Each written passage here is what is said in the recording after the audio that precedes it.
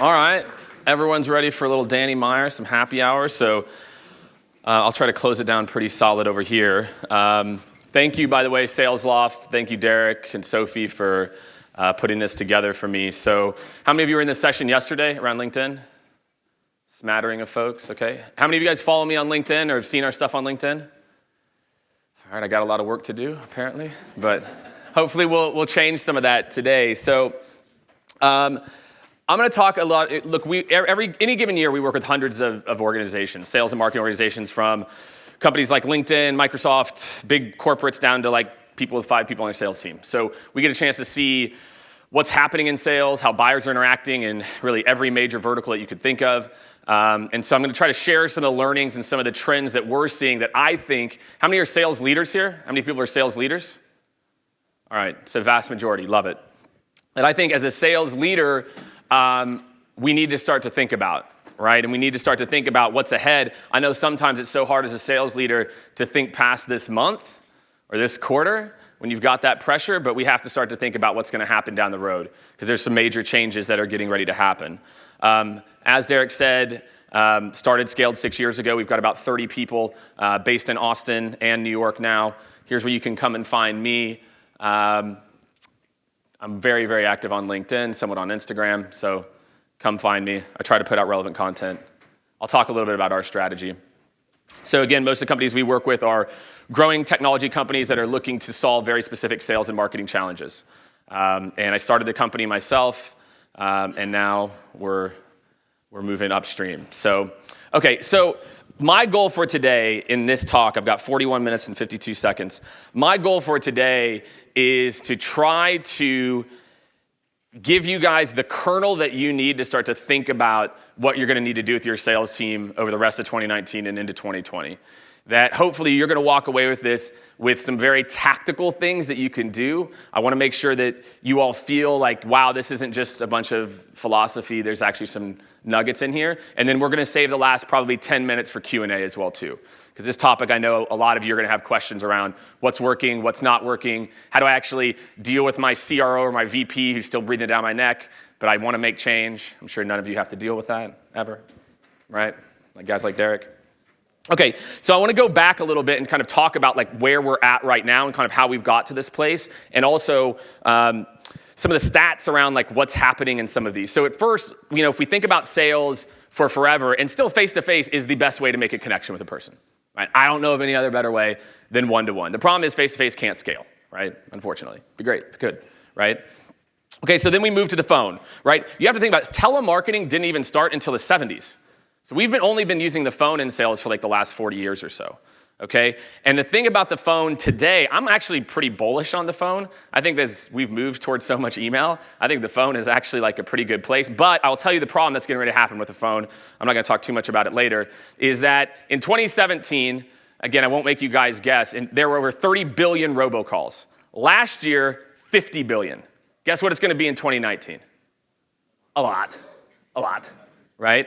And what does that mean? That means we're all calling the same cell phones, we're all calling the same people, and now it's like, I think it's like 40% of calls are robocalls, something like that. So again, this channel that I've been really hot on it lately because everyone started emailing. I think again, if we don't do something about robocalls, it's going to make this channel more difficult, okay? And so what happened is we came to this world, and you have to understand, how many of you have read the book Predictable Revenue? How many of you guys run your sales teams based off of MQLs, SQLs, qualified ops, etc.? Okay, that was built from a process that finished in 2006, from a book that was published in 2011, based on the phone only, right? We're still, the way that we think about how we're KPIing, how we're measuring things is based on the phone, and then we introduced email as well too, these activities. And it works when it's a one-to-one correlation between an activity and a call to action, right? When you're cold calling or you're sending an email, I'm asking for a meeting. But now we have all this other stuff, right? For your sales teams, how many of your sales teams spend at least 15% of their day on LinkedIn? They all do, but you probably don't. Right? How do you measure the impact of that? I don't know, right? I'm going to talk a lot about LinkedIn a little bit later. But again, I want to talk about this. So again, and every day, if you want to talk about email, every single day there are 295 billion emails sent. Every day, right? And again, you think like it's going to be, I think, 332 billion in like the next 4 years or something like that, right? So again, unless we have legislation or something happens, the phone and email, again, like, look, they work. Keep using them. I'm not here. I don't want to get into this thing. I don't care what you do, as long as it works, right? Like phone, email, smoke signal, show up at their doorstep. I really don't care. Do whatever you want, right? But the point is that a lot of our tried and true things, a lot of the tried and true ways that we measure sales team performance, a lot of the tried and true like vehicles that we use, they're getting a little saturated. A little bit, right? How many emails do you guys get now today? What, exactly? So I'm gonna talk about 3 things today. I'm gonna talk about buyers, right? In sales, like that's what we should care about, or SDR teams should care about buyers. I'm gonna talk about sales tech, and I'm gonna talk about social, right? For those of you in the session yesterday, do not worry. There's some fresh stuff in here for you as well, too. So I think that these to me are the biggest trends that I think every sales leader needs to really try to understand. All of you are here at this conference because you care about sales technology. The problem that I see with a lot of this is like, how many of you are actually on the demos? How many sales leaders outsource their knowledge of the latest and greatest technologies to their ops team, right? And I'm gonna talk about how that's just not a luxury that we can afford to have, right? Most of you, whenever you're cutting your teeth, especially around sales technology, how many of you built your own Salesforce reports? Set up Salesforce. How many of you like set up Salesforce yourself once?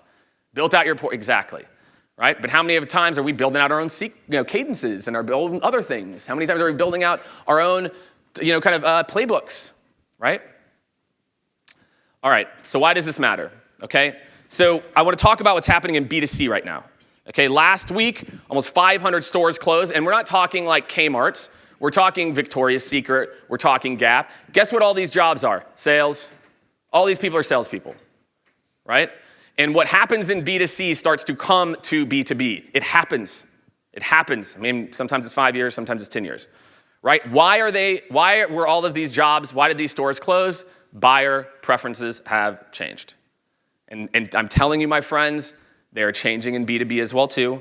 Right? And a lot of that is the people that are coming into power in these organizations are influencing the decisions, okay? The other big trend, how many of you are growing your outside sales teams faster than your inside sales teams? 2 people have raised their hands, okay? Right? How many of you are shrinking your field teams and moving more inside? Okay? Some people brave enough. Maybe we don't want to tip our hand, all right?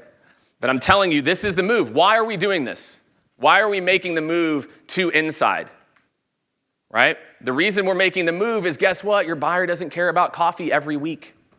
They used to, a little bit less now. They still like the face-to-face, right? But buyer preferences are changing, and we're adapting to that, both from a cost standpoint and from a buyer preference standpoint, right? And again, I think that these are the type of stats that a lot of you already know, but again, people want someone who's an expert, they want relevant content, right? And they don't want to work with someone who doesn't get it, right? And these are the things that I think about as a sales leader that we really need to start to think about is how buyer-centric is our approach, and I'm going to spend some time talking about that now. So millennial buyers are the new norm. How many of you are technically millennials? All right, there we go.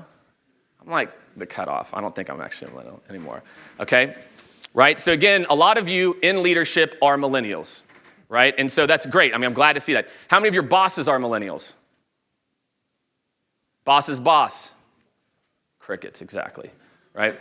So how we're still building sales organizations is where your boss or your boss's boss built their sales organization back in the 2090s, et cetera.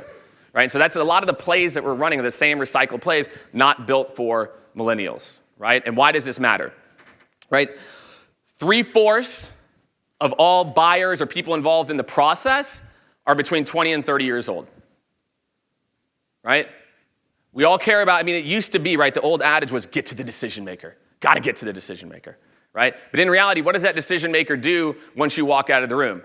Hey guys, what do you think, right? Millennials and these buyers are influencing that process, right? And they expect, kind of inspiration, not just information. Is this somebody that I can vibe with? Right? 60% say they want to do business with a company that they respect and relate to. Okay? 57%, again, they want to get they need to be 57% of the way through the process to actually want to talk to a salesperson. Why? Because I'm so used to getting information like this. I'm so used to just being like, cool, I want to find out about something, like I'm just going to go check it out, right? Or I'm going to say, hey, Alexa, tell me about whatever, right?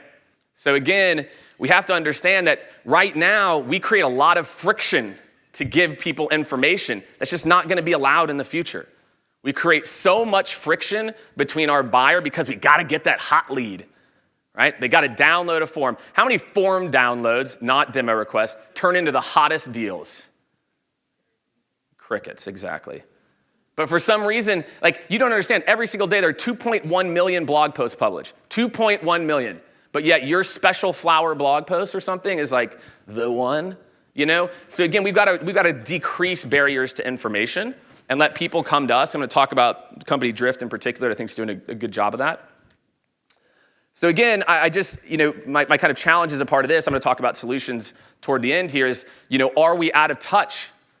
Look, we all got into sales to help buyers, but we over-focus now on sales training and are my salespeople, but are we really focusing on these new types of buyers? Let's talk about sales technology. How many of you have, let's say, more than 5 sales technologies in your stack? Handful? Okay, good, awesome, love it, right? Is that like a half raise? Is that what that, was that like a, like it's 4? Okay, it's fine. So a lot of the problems is we've got so many flashy new toys now, right? But at the end of the day, a lot of the issue is our process, right? And so technology is only as good as the process that it's supporting. And I think a lot of companies, we kind of rush to technology, and you have to, right? And I'm going to talk about how to do a better job of vetting this. But you also have to understand that if the process is broke, SalesLoft, nothing is going to save you. If your process, if your people aren't picking up the phone, this magic pill isn't going to fix that for them, right? That's cultural, right? So you have to think about the process, right? And you think about, again, how buyers want to interact. By 2020, it's one of my favorite stats. 80% of interactions will be with technology. Again, buyers don't want to get on the phone with you. I'm sorry, I love you all, right? Like, give me the things that I need to understand this, and then I want to get on the phone, right? I'll tell you all a little bit, a story here around process and technology. I went to buy, and I won't call it the company, I went to buy snacks, or I have our team go get snacks for our new office in Austin, and I couldn't buy it online. I was like, this is a $200, $300 a month process. Like, what the, all right? I got called by an SDR. I'm trying to buy snacks, right? But this is the process. This is what we're all doing some form of this. An SDR, Jake, I want to call to discuss your snack needs. I'm like, I'm trying to buy a box of snacks. Like, you have can you just send me I was like, save it, send me the options. I'm a qualified buyer. I'm like, let's do it. He sends me the options. I had to call him to give my credit card, right? And then I got a person put a calendar invite on my calendar for 2 days later because I have a new snack concierge. I'm like, well, I'm trying to buy snacks. But I'm telling you, this is how we've been trained to think. I have to have an SDR qualify the opportunity. And then this person moves here, does not compute. Like, you wanted to enter your credit card? It's $300. Yeah, I wanted to enter my credit card, okay? It's great. So a lot of this is fatigue too. Sorry, I just get heated about the snack stuff. Right? Like, snacks, man. So this is last year's sales tech landscape, right? A lot of you are using 5 technologies. I love it, right? 2018 hasn't come out yet of like the final one. This guy, Nicholas, does a really, really nice job of this. I think we're going to be at probably 1,200 to 1,300 sales technologies when it's all said and done, like right about now in time, right? If you fast forward like 5 years ago, it was like what? Salesforce, right? SalesLoft had just started, Like, if you think about a lot of this, like, we are still, the technologies that are being created are moving so fast, and maybe you've worked at 2 or 3 companies that have used some of these, right? Most sales ops teams have maybe implemented SalesLoft or another tool like it once, twice, and the pace isn't slowing down, right? So the key is, how do we kind of harness the power of this? This can be very overwhelming to be able to increase efficiency. And then let's talk about other mediums to rival email and phone. A lot of you raise your hand that your sales teams are spending time in these types of meetings. Look, I don't care if you call it social selling. I'm not, when I talk about social, I'm not saying it's replacing anything. What I am saying is that if your buyers are on it, it's a very powerful platform, right? Whether that's LinkedIn, Instagram, Facebook, WhatsApp, I really don't care. Okay, the data shows that social sellers, people that involve social media in their selling, outperform other people. So for me, it's like, great. That's assuming your buyers are on LinkedIn. Like, if you sell to nurses, like, I don't know, go to trade shows or something. You know what I mean? Like, make sure your buyers are there. But I'm not trying to say everybody needs to rush to LinkedIn, but the data shows that teams know how to socially engage. That's kind of my word, is how do you engage with people on social versus how do you sell to them on social. There's like 8 of you who I've probably engaged with, the rest of you maybe in the future. Okay? So let's talk about how we evolve. So how do we stay in front of these trends? How do we better interact with millennials and kind of this group? How do we better understand the right technology that we need? And then let's take a look at, I'll talk a little bit about LinkedIn and give some highlights from the conversation yesterday. So again, let's talk about this kind of buyer-centric journey, right? We all got into sales for the buyer, right? We all got into sales because the buyer journey. But usually the challenge that we have is we try to go to a new methodology, right? It's like, oh, this isn't working. Let's bring in Challenger. Medic, MedPick. Do you know when those were invented? Like 20 years ago. Sandler training was started in 1967 with a social contract. 1967, right? A lot of good stuff. You know, but again, we've got out of touch with all this new technology and predictable revenue of the buyer. When's the last time by persona we all mapped our different buyer journey from their perspective, not like our CRM, right? And a lot of sales leaders, when I talk to them, it's like, yeah, I know we need to do it. We spend so much time as a team really focusing again on the methodology, the Salesforce stages, the gates between the stages, my forecasting, that we've kind of forgot the buyer in the equation. Right, and meeting that buyer with where they're at and how they want to interact, right? And so this is one of the big solutions and one of the big things that I want all of you to take away from this is I want you all to go back to your teams, lock yourself in a room for a day, and just map out your buyer and go have some conversations, right? Map out how your buyers want to buy, talk to them, interview them, think about the way that they want to interact and how we're doing it. Because again, it's not just about us. Right? And again, especially for a lot of us, I mean, a lot of you are millennials. So then by nature, you should kind of intuitively know what like other people might want from you. You know, and think about your own experience and how you want to buy. And are we building like our dad's sales team or are we building a new sales team? Right? And so again, I think a lot of organizations, like now is the exact right time for you to kind of go back to basics, which is how do I start to think about my buyer? Right? What is my buyer's actual experience like versus is this a better SOP that makes the SDR AE handoff more efficient? Right? And because that's what we spend our time on. We don't talk about the buyer's experience that I just had to talk to 3 people. I had experience, we were vetting a new software and it's again, I'm like the SDR, I'm like asking very basic questions. I'm like, just tell me this 2 things, right? Or give me the information. We want the information. We expect to have information at the tip of our fingers. So even our SDR teams have to be smarter too. Our SDR teams have to be able to have information, give information to people, right? God forbid we actually let them talk on the phone, you know? So I had a chance to talk to a couple of SalesLoft customers in advance of this as well. One is a company called League and another ZipWhip. He's over here, right? They're representing as well too. Go check out their booth. And I sat down with their sales leadership, talked to their teams, their ops teams, their SDR team, sales leadership, about ways that they're doing it. Because for me, I love like actual examples of how we're engaging people differently or trying to new mediums, right? So League, how many of you know League? I'm a Canadian people, you know? So they're a large, rapid growing company in Canada in the very sexy benefits space, right? In the very thrilling, human resources world. So again, what they have started to test over the course of 2017 and into last year was what if, even to our smallest accounts, we went 100% account-based. If we just said, look, I'm going to focus on this account and this account and this account versus how many thousands of emails did we send or calls. And so over the course of last year, they literally it's not complete yet. They're moving their entire process to focus on accounts. Even their smaller deals are not, $40,000 or something. Their smaller deals are small, right? Why? So they can give a more personal attention to every single account. It's better to have less quality conversations and a bunch of spam, right? The thing that they do that I think is so interesting, almost all of their cadences start with a book signed by the CEO highlighting very specific chapters, right? And the results are amazing. Why? They're speaking to the CEO. How does the CEO want to communicate, right? To get their foot in the door. And guess what? They're doing it at scale. I think the reason why we love the phone and email so much is like, I can scale activities. Sending books with highlights sounds difficult, and like we don't want to do it, right? But I'm telling you, they are doing this stuff at scale, right? It's not that I need marketing in turn. Like there's very easy ways to scale things that tend to be manual, you know?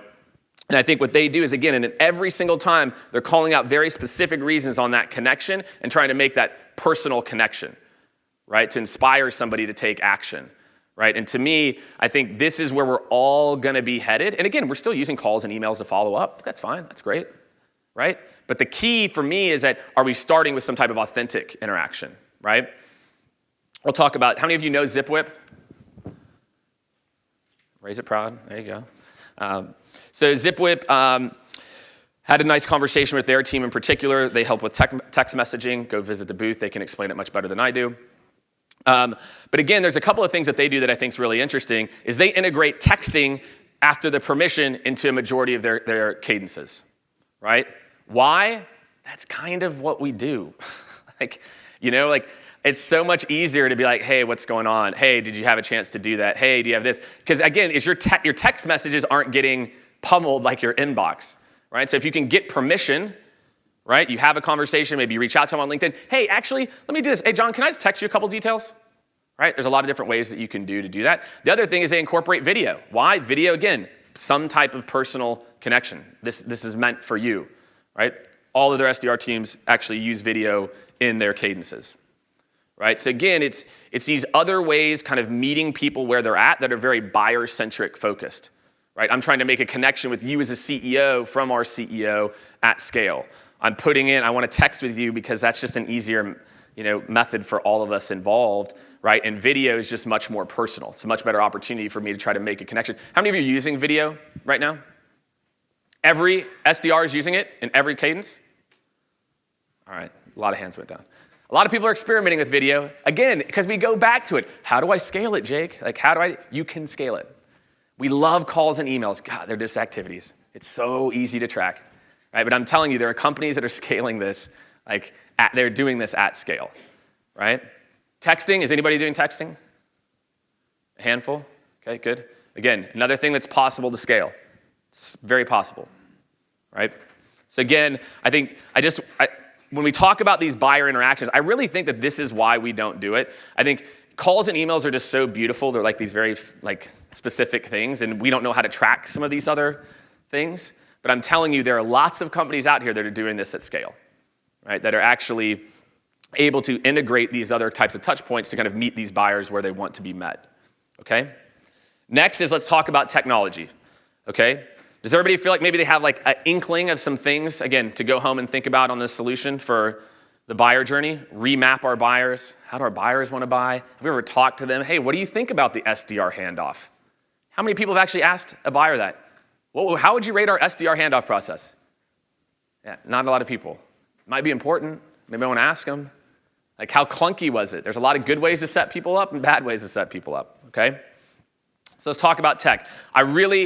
I'm floored and I love it that there are a lot of you using at least 4 or 5 technologies, right? I think I saw a stat, it was Salesforce, somebody put out so high-performing teams are spending between $500 to $700 per month per user, right? We're finding new ways to become more effective, right? And I think the big issue with sales technology is we have the trauma of Salesforce in our head. People view sales tech through the lens of Salesforce. Salesforce is great, I love Salesforce, right? But that's how we've kind of viewed sales technology for a long time. It's an expense, it's overhead, right? Because a CRM is an expense, right? It is a data cache, but these tools are enhancing. So I'm glad to see that a lot of you are integrating a lot of this technology. And again, what we see that what companies do, there's a couple of things in here, because you guys are purchasing at scale, which is great, that I think are more applicable than others, and kind of the biggest pain points, is step 1 is understanding the need and the process. What I see is a lot of top-down VPs, CROs, heads of demand gen, we need to purchase this thing. And then they're like, yeah, we do, right? Have we interviewed the team? Have we talked to them about what's their biggest headache, et cetera? A lot of the ways that we implement technology is somebody saw something at a conference. and now we're gonna go research it and research that field, as opposed to like, is this actually addressing the top business need that we have? Maybe our top need is, content, having some type of content vehicle. Maybe there's some integrations with Salesforce, right? So you have to spend the time, if you're gonna make your technology investment count, you have to spend the time up front to invest in the process. Whether the process, what's a nice to have versus a need to have, right? Again, when we think about our core stack, the way that we think about it is, I need data, right? I gotta have a place to get clean data. Then I'm gonna have customer insights, right? So DiscoverOrg, ZoomInfo, things like that, to be able to augment that type of data, right? Then I have to have SalesLoft. I have to have an engagement tool, right? And I have to tell you about engagement tools. I'll talk about this here in a second, but engagement tools are the biggest opportunity that we have right now, right? I mean, the amount of, the lack of how we use automation rules today, just because we just don't even know what's possible, is staggering. And candidly, and then for me, it's CRM and maybe some type of playbook management. If I have clean data, I have insights on my customer, I have a way to interact with them, both inbound and outbound, so Drift or a tool like Intercom or a tool like it for inbound, and then a sales engagement tool to manage that flow and outbound. That's a pretty good core stack. Again, there's a tool, I think Costello's here, there's a couple other tools in that space, Dooley, a few others, to then kind of harness that information from people. And that's kind of a good stack. That stack costs you like $400 a month, plus like some other money like on an annual basis, right? Those are kind of the core things that we need for a good stack versus all this other stuff that we invest in. The next layer then is like Gong and those tools that can add a ton. Once your team gets to a certain level, can add just an immense value. So this is where it starts to fall apart, is integrations. All of your sales ops team has so much stuff on their plate, they're just trying to go live. That's all they're trying to do. They gotta get it integrated with Salesforce, we gotta track the data, right? Gotta have the data. But integrating it across tools, how does my more actions in Marketo feed to Salesforce to then trigger, we're creating 30, 40, 50 plus automation rules in SalesLoft. Based on this level of intent and this behavior in Marketo, and it feeds here, how do I then put them into XYZ cadence or ZYB cadence, et cetera? Inbound lead comes in, how do I dynamically route them, et cetera? These tools fit. Salesforce is the glue. And again, what I see is a lot of teams, they rush so much to get the tool live, they forget about the power of connecting it all together, which is really the final point here, which is when you deploy a new technology, you are at step 0. Now it starts. You literally are at step 0, but that's not how we usually look at it. Oh man, we spent all this time in integration, spent all this time in content, et cetera. Now it's live. We're done. No, now is when the hard work starts. Now you've got to optimize it. The amount of time we spend in implementation versus optimization is laughable. And so again, when you're thinking about your sales tech stack, I want all of you to, if this is one thing you take away, this would be the most important one, plus integrations. But I really want all of you to think, did I use a set it and forget it method of deployment of this tech, or am I optimizing? Do I have monthly review sessions with leadership and operations to review what's working, what's not? Are we rewriting content on a weekly, monthly basis? Are we changing our cadence strategy and A/B testing on a weekly, monthly basis? If you're not doing that, you're not getting the most out of your tools. Right? Sales operations is becoming such a strategic part of the business with this piece in particular. Right? You have to think about the deployment is step 0. Going live, getting through implementation, basic training, that is step 0. Now the hard work starts, right? How many of you use Drift or Intercom tool like Drift? A handful? Okay. Why this is important, right? So again, you have inbound leads, and again, we think about going back to what I talked about before, the buyers, right? A millennial buyer. With these tools, I can go through part of the process myself. Hey, are you in manufacturing or finance? Manufacturing. How big's your team? This. Hey, which one of these 4 problems do you have? I have this problem. Da-da-da-da. I don't have to go talk to SDR. Great. I can just talk to a bot that can go and let me do some basic thing. Cool. Let me send you this thing. And you can build massive playbooks. It's not really like AI right now. It's more of if this, then that. But I can build playbooks that allow a buyer, God forbid we let a buyer learn something without putting up an email address gate. That would be the worst thing on the planet. We actually let people learn about it. And then again, when we think about things like cadences, again, all of you are here, right? And we think about the way that we're interacting with people and how, again, to me, a lot of this is about optimization. A lot of this is how frequently are we looking at what's working, what's not working, making changes, looking at different touch point types, and then looking at the data of like, what's working, what's not, how is it working, what's not, right? I think a lot of people, the data side of it, again, once we go live, we're like, yes, it's done. And then we look at like, but then we still go back and track like meetings set, and like that's the only thing we look at. We're not looking at, again, like how effective was that email versus this email, and that cadence versus that cadence. So that's all. I can go on and on about sales tech. It's again, I talked about it before. If you are a sales leader, in my opinion, the best investment that you could do is quit your job for 2 months and go do like 400 demos. Because I'm telling you, like you guys, I mean, trust me, we see this every day, right? So we are deep in this. Your brain is so used to doing stuff manually, you don't even know what's out there. You guys have no idea. Again, you're using 5. I just showed you there's like 1,300 of these things. You know, and I'm not saying you have to go and look at all of them, but investing time and understanding what's possible, I think it'd be a massive, maybe you can't afford to quit for 2 months. But again, hopefully this inspires you to go out and learn more, right? You guys, you have to understand more and more about sales technology and the impact that it can have and some of what these tools can do. So I'm going to talk about social last here. It's equally as important to me, but so again, you don't have to use LinkedIn. I don't care if you use LinkedIn. It's all about where does your audience live? I was talking to John Barros earlier today, and he asked me, he's like, if you had to pick one, call, email, or social, like what would you pick? And I was like, it depends on your business. Like, where do your buyers live? Are they doctors? So I need to do face-to-face or go to trade shows and conferences? Then I wouldn't do very little of any of this. Right? It's all where your buyers live and what messages you should use. So again, don't just assume that LinkedIn's a great tool for you if you do a survey of 100 buyers and only 4 of them are active. There's probably other ways you can spend your money. But again, out of all the social channels, 80% of B2B leads come from LinkedIn, which I don't think is too shocking to people. But again, I want you to keep in mind that's 20% from other places too. Right? I think we think of LinkedIn as like the only way to get leads for B2B. But again, there's other ways, other things that are working too. Facebook is more than even Twitter, which I think is probably surprising to people.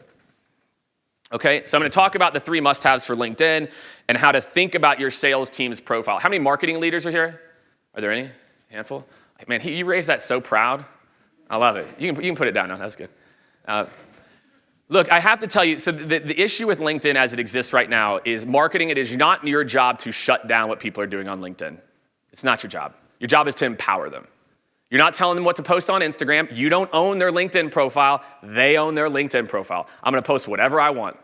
You can't tell me what to do. I'm not in finance disclosing customer information. Like, they own their profile. And that's the attitude that we have to have in marketing. Like, our job in sales leadership too, my job is to empower you, not to shut down. You have, if your sales team is 200 people, you have 200 potential mouthpiece live on LinkedIn every day, creating engagement. You know how much more powerful that is than all your ebooks and pillar content pieces? You have 200 people on LinkedIn every day. God forbid we empowered them with something other than a best places to work post. God forbid, and a new white paper. Right? That's not what you're buying. Look at the engagement of your salespeople. You don't want to know why it's 2 likes, 3 likes, nothing? Company propaganda. Right? Because marketing and sales, that feels safe. Right? They're just talking about the company. But again, let's think of the flip side. What about the power of what could happen if all of your salespeople, and again, we can give them different information. We can give them, here's what's happening in this industry. And maybe it's from Gartner or someone else. It's not our own white paper. Right? We can start to position, our reps can start to position themselves as a resource in a space.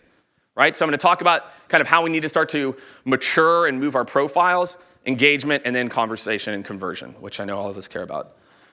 Right, so the buyer profile. I want you to think there's 3 sections in a buyer profile, in a LinkedIn profile that matter, okay? It's their summary section, their work experience, and media. Right, I'll talk about, and then posting, and I'll talk about that too, okay?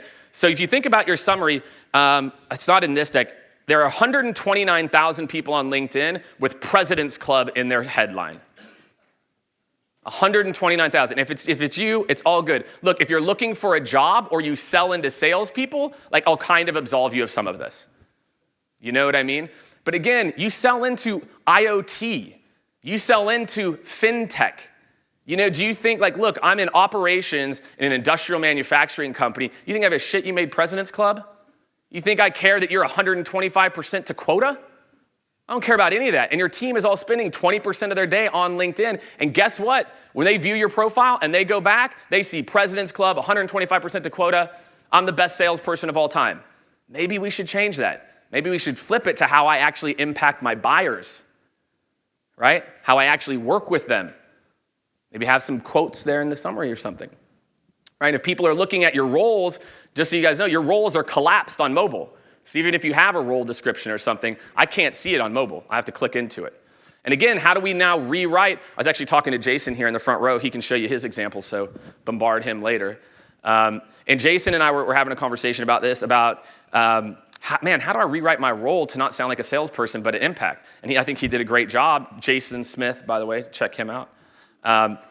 And go check out how he rewrote his job from 2014, right? Where he talks about, hey, this is the impact that I had in this role. I worked with buyers, I helped buyers to do this, and here's just a handful of the buyers I worked with, and then what I'd love is like a little quote in there from one of them. And then the last is media, not just your company stuff, be a source of aggregating. Go find that Harvard Business Review article. Go find a different article and just post that on your own media. Think about it, there's a way to make your profile a resource to buyers that could, again, will move the needle substantially. This to me is just like, now that the light bulb is on, I hope all of you actually make some of these changes because it's just kind of a no-brainer. Unless you're not, and again, if you're looking for a job, then keep it like as a resume. I get it, it's fine. Okay, engagement. Build social proof, right? So again, if you think about our top 20% of accounts, okay, you think about the top of the top people. What if, and sales leaders, I know you're gonna cringe at this, what if we didn't have a call to action on the first interaction with somebody? What if we just commented authentically on a VP's post? Oh my God. Right? What if we did that 2 or 3 times before we interacted? That'd really be crazy, right? And then something happens, they post about whatever, and then when there's a trigger event, how many of you are buying intent data right now? Or doing some intent stuff, right? Why are we doing that? Because we want to know when people are ready. Guess what? Go and look at your buyer's interaction on their posts. Few likes, etc. If you are the person who comments on 3 or 4 of those with thoughtful interaction, I'm not going to forget you, right? So imagine, again, if we empowered our team and we gave them like a month, and then their meetings will start to explode. But they're not going for the, hey, Jake, did you see North Carolina beat Duke last night? It was a crazy game. Anyway, right? That's what's happening, man. I get enough of these emails, right? Add value, right? There's actually, I'll give you guys a link to the deck that we did yesterday. We've got a whole bunch of good examples of all of this that I'll share with you. So our LinkedIn strategy, and then we're going to go to Q&A really quick. Our LinkedIn strategy is we have our team follow up on all the people that come inbound from a follow or connect request. So what we do is anybody who connects with me or follows me at a certain level, et cetera, we then kind of nurture that person with content and by like commenting and liking, and then we directly engage them. Or not, once we see something, right? I post twice per day personally, right? And we post on Scale. How many times do we post on Scale today? 2 or 3 times, yeah. Right, we're up to now across all mediums, like I think and again, keep in mind, I run a 30-person company, right? And I have 5 people in marketing. It's that important, right? This stuff is that important. And again, the ROI has been there for us, right? It's worth it, it pays off over time. Being a good person and giving value without asking for stuff, it actually pays off. Like you actually also make money. These are all from organic DMs or comments on my posts, right? So again, the other thing is interact. Teach your team how to interact with people. Respond. Somebody takes the time to leave a comment. Like, who are you? Like, you don't just post it, you interact, right? It's a social platform, okay? A couple of trends I want to talk about really quick. One, influencer marketing. I promise you this is coming to LinkedIn. Promise, right? Imagine a world where, let's say I sell into, I don't know why I'm in this, industrial manufacturing, okay? Imagine that world. And I go to the VP of operations at Honeywell. I say, hey man, we've had some good interactions. What do you think about posting up about our product? What do you think? Pay you $100 or I'll do whatever. Okay, cool, yeah, I'll post that. That's happening, right? That's gonna happen for sure. Why wouldn't you? You think anybody's asking the VP of operations at Honeywell to post on LinkedIn? No, right? That's awesome. You all should do that, just steal it, right? Social videos, 1,200. Again, we're moving to a much more video heavy. I think we know this. My man James Buckley over there, he's putting them out every day. Right? So again, people like videos. We like them a lot. Okay, I'll talk very briefly about voice, right? I don't know if there's a ton of B2B applications right now, but I can tell you, for all of you marketers who are buying AdWords, voice is gonna be a problem for you. That when more and more people are searching, hey, tell me what hey, Alexa, what is Salesforce? Guess what? You're not buying pre-click ads on that. You're not buying anything on that. Guess what it returns? Salesforce. One answer. Our whole world is moving toward one answer. Google was version 1.0 of this. Voice is going to change to one answer, right? Or the answer in the CRM will be like Amazon to everything. And everything's Amazon. But again, I just want you to be aware of this. There's not a ton of applications right now, I think, but again, building a skill right now, I think it'd be interesting. They make it very, very easy to do. Morgan Ingram has a skill. There's a few people I think that do a good job with it. But these are more things I just want to kind of plant. I don't think there's a lot of application right now, but voice I think is really, really interesting. We're paying a lot of attention to it. All right, so again, millennial buyers are here. I had a guy comment on one of my posts, it was yesterday or the day before, he violently disagreed with me, about millennial buyers, like, why would I care about this or something, they're not in charge yet. And I'm like, dude, but who do you think they go turn to? Who do you think they go to? Again, to think well, they're not there yet. I'm still dealing with my boy Rick. Oh, I worked at Rick at 3 different companies. He's the man, right? Then Rick goes to the millennials and says, what do you think, right? Again, tech strategy, I love you all are using it. Make sure you're aligning it to business process and make sure that you're optimizing it as well. And then again, the LinkedIn piece, I think, is just a massive opportunity. If it's Instagram for your business, if you're in the health and fitness technology space, start using Instagram. Right? Be wherever your audience is. But again, I want all of you to think about how do I empower my sales team, not regulate my sales team, which I think a lot of marketers I see and sales leaders don't post that. No, teach them how to post. Teach them what to post about, right? So that's all I got. We'll do some Q&A. We've got all of this live. If you go to this URL, you'll be able to download this. And also, we do have the LinkedIn from yesterday up there, too. Yeah, so you can download both of these as well. Stop by the Scaled booth, and let's do some Q&A. Questions, here we go. Yeah. So with automation and the fact that the buyer wants to be more in control of the buying process, can we talk briefly about e-commerce and how e-commerce is going to play? Can you be more specific? Well, so maybe your average sale in here is $5,000 versus $50,000. So where's the cutoff from where will a buyer up to what dollar amount will a buyer drop a credit card versus wanting to engage with someone before they drop a credit card? That's really hard to know, right? I think it's really hard to know. I think to me it would be test.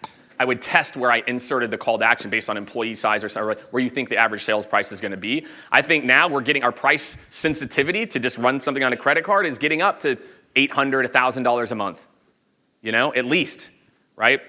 It's kind of a no man's land. Peter Thiel talks about it, but I would say the right answer is test. I would start to look at where you want to intercept to have someone talk, but then start to do some A/B tests where you let people go and self-serve, right? So I think letting people buy, especially if the product is under $1,000 a month, not having that barrier, why wouldn't you? You talk about selling to millennials, and that's why we need, more channels to reach out to prospects and stuff like that. One of the reasons, yeah.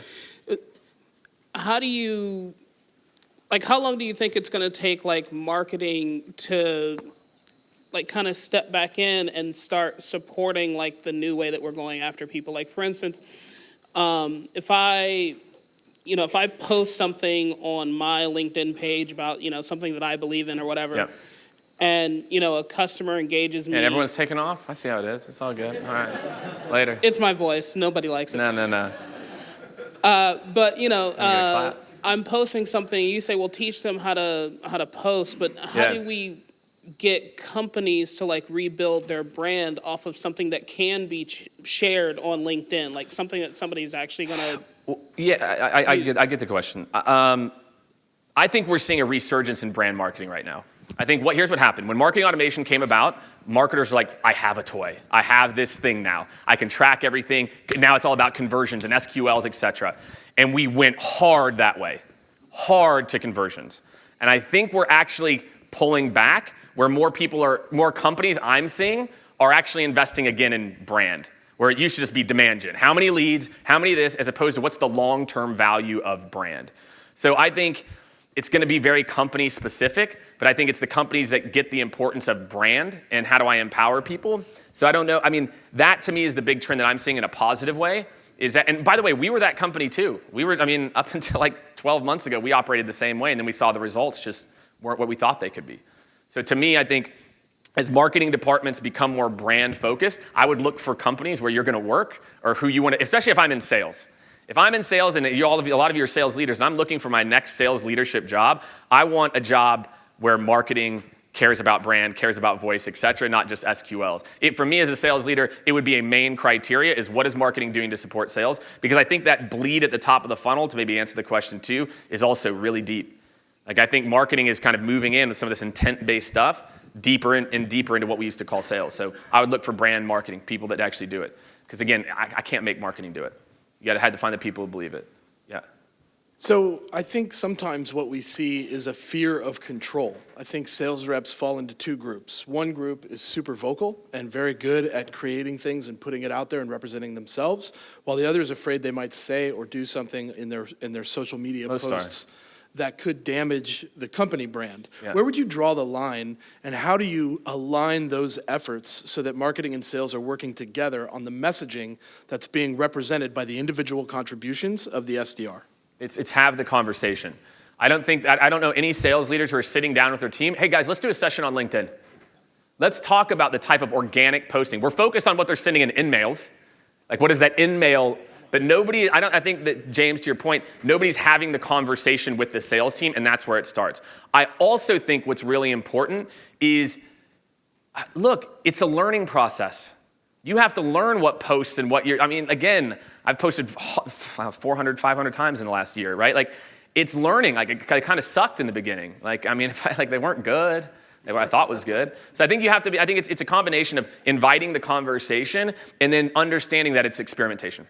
Right? I think that's important. All right, got 2 more questions.